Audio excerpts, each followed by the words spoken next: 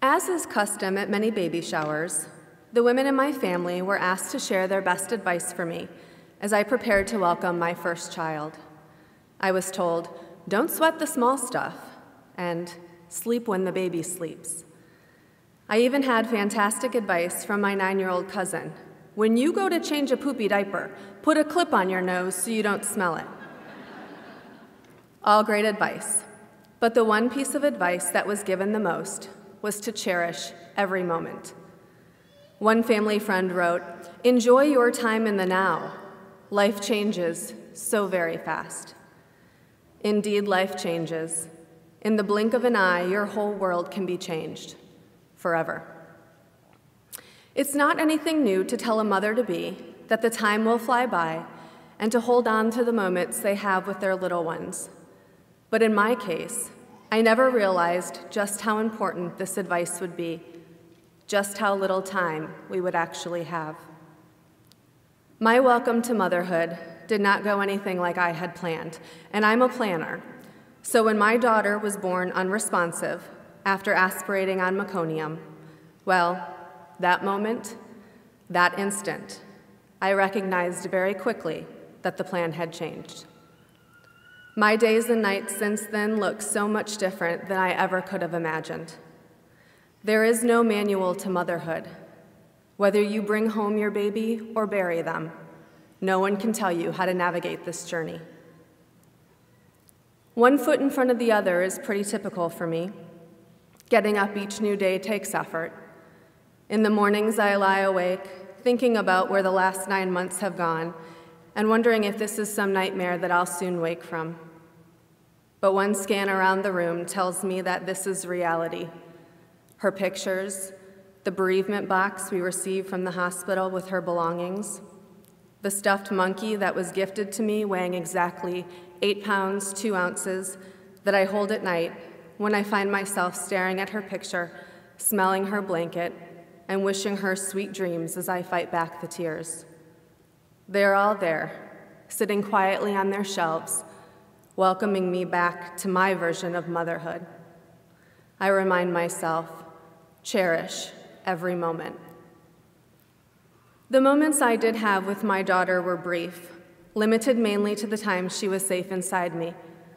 Thankfully, I kept a journal throughout my pregnancy, as I would later find out that there would be no first smile, no first steps, no first birthday. We did have some memorable firsts, though, like my first craving.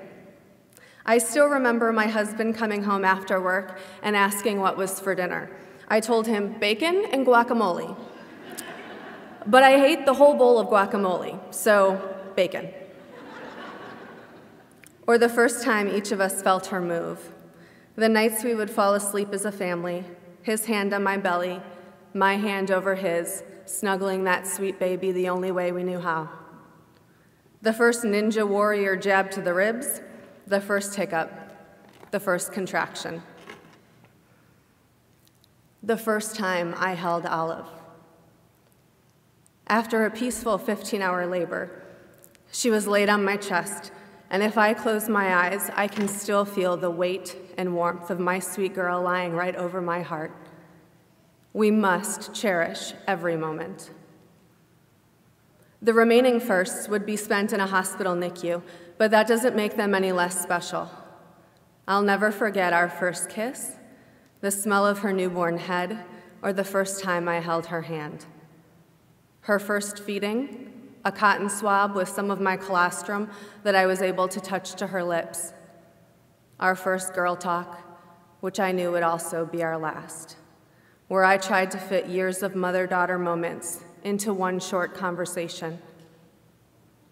Our first bedtime prayer as the angels carried her off to heaven.